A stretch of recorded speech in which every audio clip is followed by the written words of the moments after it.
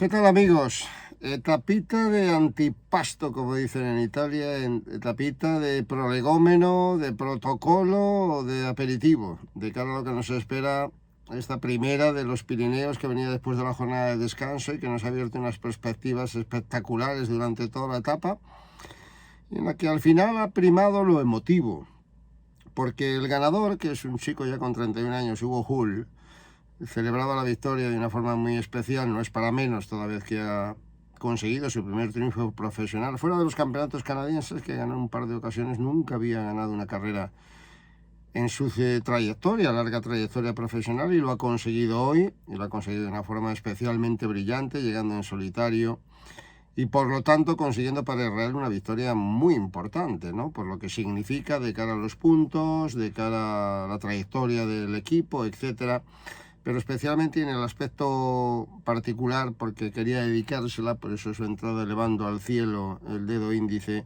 a su hermano Pierrick, el hermano pequeño que había fallecido atropellado en su día, ¿no? Era una obsesión la que tenía Hugo Hull por conseguir dedicar una victoria a su hermano. Estuvo muy cerca de lograrlo días atrás, cuando quedó tercero, y lo ha logrado, bueno, pues rematando una fuga que llegó a su objetivo. Era la fuga, obviamente, en la que iban a entrar muchos corredores, porque la carretera y el recorrido invitaba para ello, y entraron, ya lo creo que entraron, hasta 29 corredores, entre ellos estaban Hugo Hull y Michael Woods, los dos integrantes del equipo de Israel, fueron los que mejor se movieron al final, así que por ahí doble enhorabuena para Israel, y en el caso particular por lo emotivo que también ha sido el triunfo para el canadiense Hugo Hull. No ganaban los canadienses desde la época de Steve Bauer, allá por los 80, imaginaos, segunda victoria de Canadá en una etapa del Tour de Francia, lo que ha representado, en este caso, curiosamente, para el equipo de Israel. Israel tiene, por cierto, de segundo sponsor a Premier Tech, que es empresa canadiense, y al mando de la cual está precisamente Steve Bauer, el que fue corredor del equipo de la Bicler, entre otros, y que consiguió la única victoria que los canadienses habían alcanzado en el Tour de Francia. Bueno, hecha esta introducción, podría decirse que la etapa, si la miramos así por encima, en base a clasificaciones y detalles, no ha representado gran cosa, ¿no? Porque ha ganado un corredor de fuga que no tenía ningún papel relevante en la clasificación general, y Jonas Vingegaard ha entrado con los grandes favoritos, Pogačar entre ellos, manteniendo el liderato y manteniendo las distancias en la clasificación general. Pero han ocurrido un montón de cosas. Ha sido una de esas etapas particularmente brillantes que no hay que medir por el resultado final de la misma, sino por lo que nos ha hecho sufrir, emocionarnos, preocuparnos a lo largo de las 4 horas y pico de carrera, ¿no? Y es que el recorrido, ya lo decimos, era el aperitivo, ¿no? de lo que nos espera mañana y pasado mañana con los dos grandes etapones pirineicos, pero una jornada trampa, una jornada muy dada a las emboscadas, una jornada muy dada a lo que hemos visto tantas veces el año pasado con Ben O'Connor, el australiano, que sin ir más lejos estaba también un poco perdido en la clasificación, pilló una fuga de estas y terminó siendo cuarto.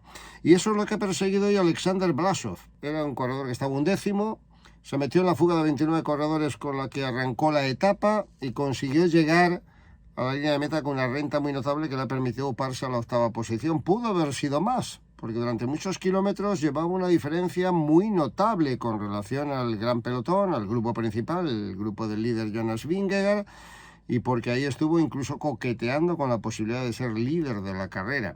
Era un poco lo de menos, lo que él pretendía fundamentalmente era dar un salto a la clasificación general, en la clasificación general, colocarse por lo menos en el top 10, porque estaba 11º, y en resumidas cuentas aprovechar la clásica fuga bidón que acostumbra a llegar a buen puerto, ¿no? En muchos de esos momentos de la carrera.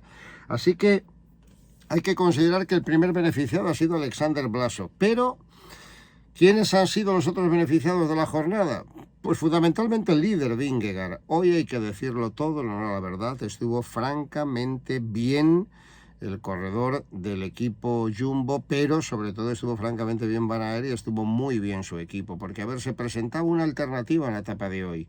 Mermado el equipo del Jumbo, como decíamos, igualado las fuerzas con el UAE, le tocaba tirar del carro al equipo del Jumbo, ¿no? Normal, el líder es Vingegaard.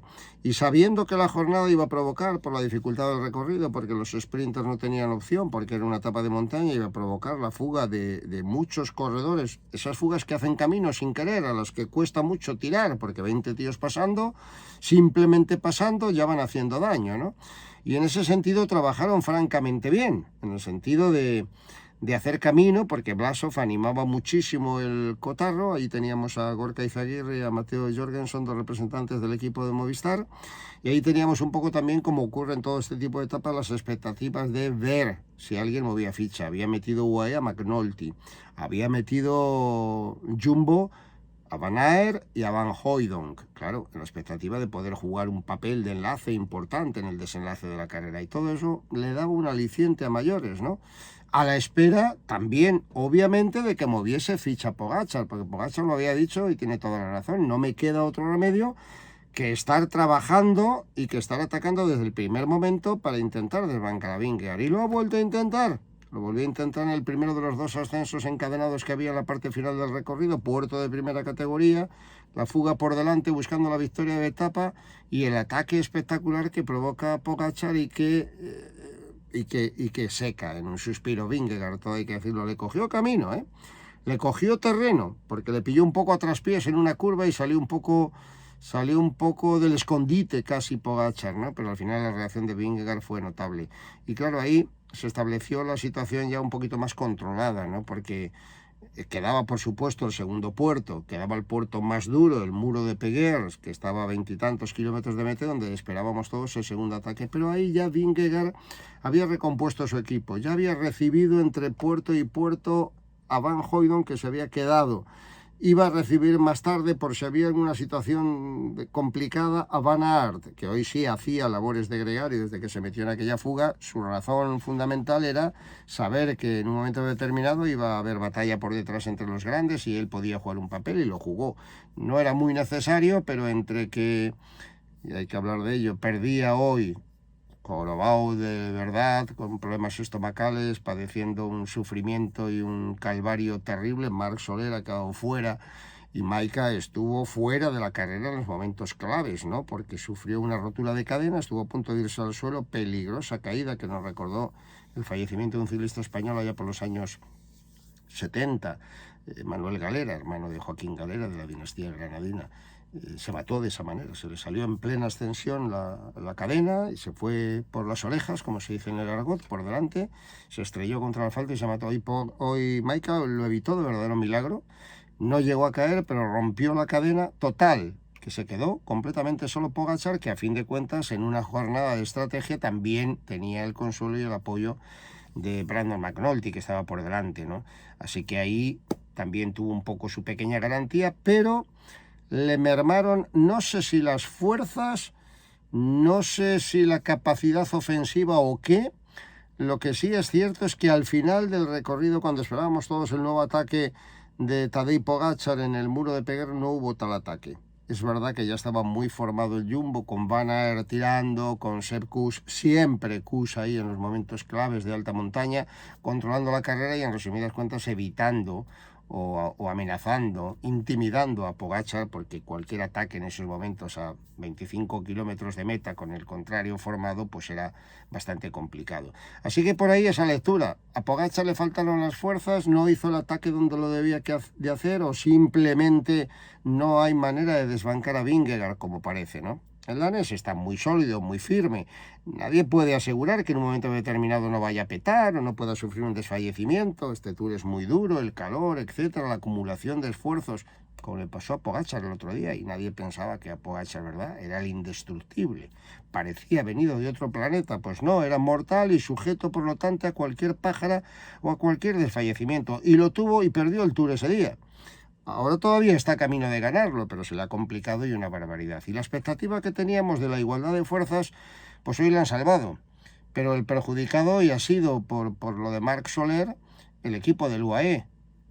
Entonces, la situación vuelve a desequilibrarse un poquito y sigue dando la sensación, hoy con Benoit ya recuperado de la caída del otro día, de que el potencial que puede representar dos corredores, estimo yo. Todo el equipo está haciendo un trabajo fantástico, ¿no?